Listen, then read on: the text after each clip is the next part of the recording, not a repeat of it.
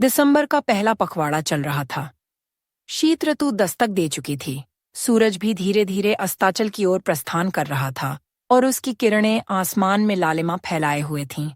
ऐसा लग रहा था मानो ठंड के कारण सभी घर जाकर रजाई में घुसकर सोना चाहते हों। पार्क लगभग खाली हो चुका था, लेकिन हम दोनों अभी तक उसी बेंच पर बैठे बातें कर रहे थे।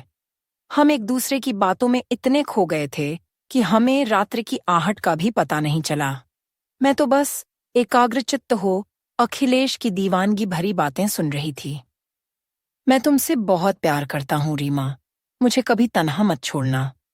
मैं तुम्हारे बगैर बिल्कुल नहीं जी पाऊंगा, अखिलेश ने मेरी उंगलियों को सहलाते हुए कहा। कैसी बातें कर रहे हो अखिलेश, मैं तो हमेशा तुम्हारी बाहों में ही रहूंगी। जीऊंगी भी तुम्हारी बाहों में और मरूंगी भी तुम्हारी ही गोद में सिर रखकर। मेरी बातें सुनते ही अखिलेश बौखला गया।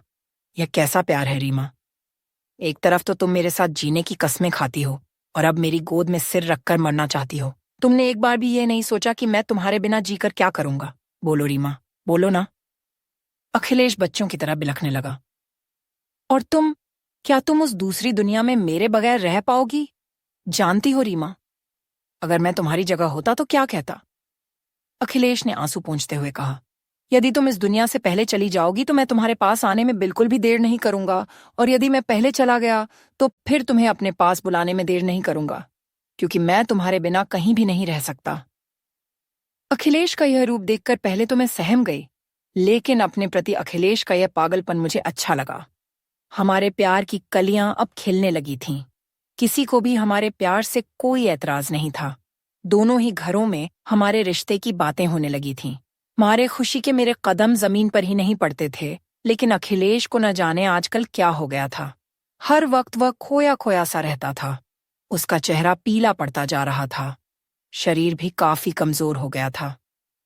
मैंने कई बार उससे पूछा, लेकिन हर बार वह टाल जाता था। मुझे न जाने क्यों ऐसा लगता था जैसे वह मुझसे कुछ छिपा रहा है। इधर कुछ दिनों से वह जल्दी शादी करने की जिद कर रहा था।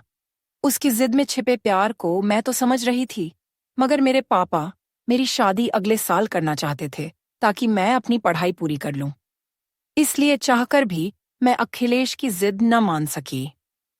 अखिलेश मुझे दीवानों की तरह प्यार करता था और मुझे पाने के लिए वह कुछ भी कर सकता था।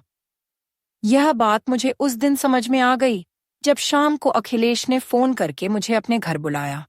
जब मैं वहां पहुंची तो घर में कोई भी नहीं था। अखिलेश अकेला था। उसके मम्मी पापा कहीं गए हुए थे। अखिलेश ने मुझे बताया कि उससे घबराहट हो रही थी और उसकी तबीयत भी ठीक नहीं थी, इसलिए उसने मुझे बुलाया है।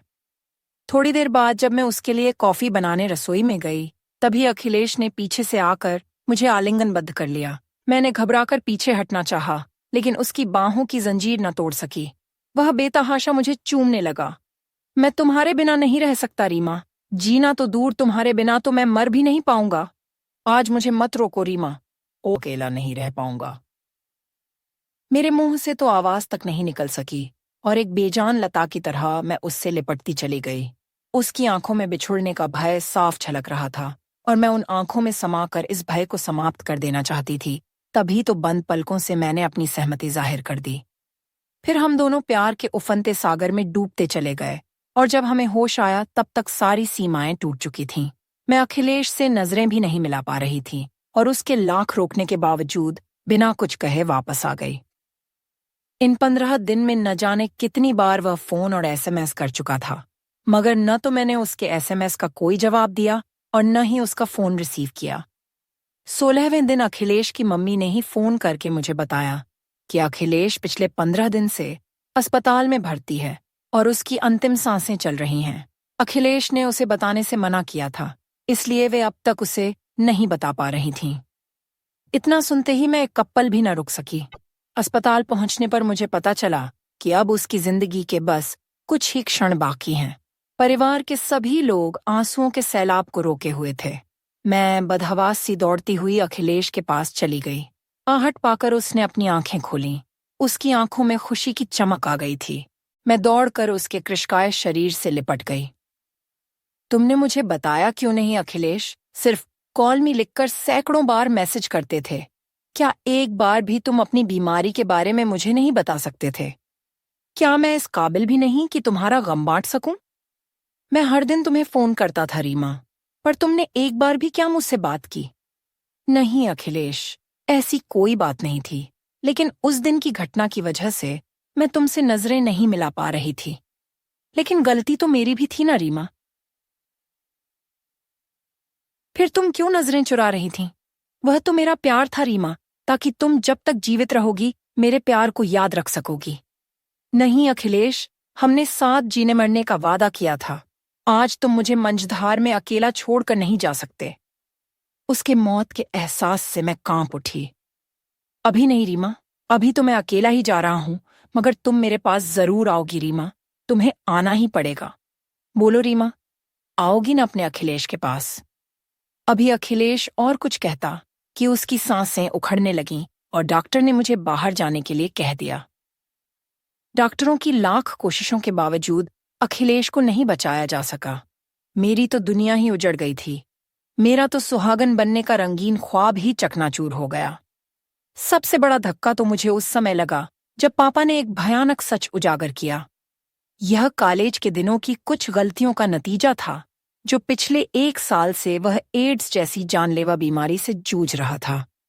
उसने यह बात अपने परिवार में किसी से नहीं बताई थी, यहाँ तक कि डॉक्टर से भी किसी को न बताने की गुजारिश की थी। मेरे कदमों तले जमीन खिसक गई। मुझे अपने पागलपन की वह रात याद आ गई जब मैंने अपना सर्वस्व अखिलेश को समर्पित कर दिया था। आज उसकी 5वीं बरसी है और मैं मौत के कगार पर खड़ी अपनी बारी का इंतजार कर रही हूँ। मुझे अखिलेश से कोई शिकायत नहीं है और न ही अपने मरने का कोई गम है, क्योंकि मैं जानती हूँ कि जिंदगी के उस पार मौत नहीं, बल्कि अखिलेश मेरा बेसब्री से इंतजार कर रहा होगा। मैंने अखिलेश का साथ देने का वादा किया था, इसलिए मेरा जाना तो निश्चित है, परंतु आज तक मैं यह नहीं समझ पाई कि मैंने और अखिलेश ने जो किया वह सही था या गलत। अखिलेश का वादा पक्का था, मेरे समर्पण में प्यार था, या हम दोनों को प्यार की मंजिल के रूप में मौत मिली, यह प्यार था। क्या यही प्यार है?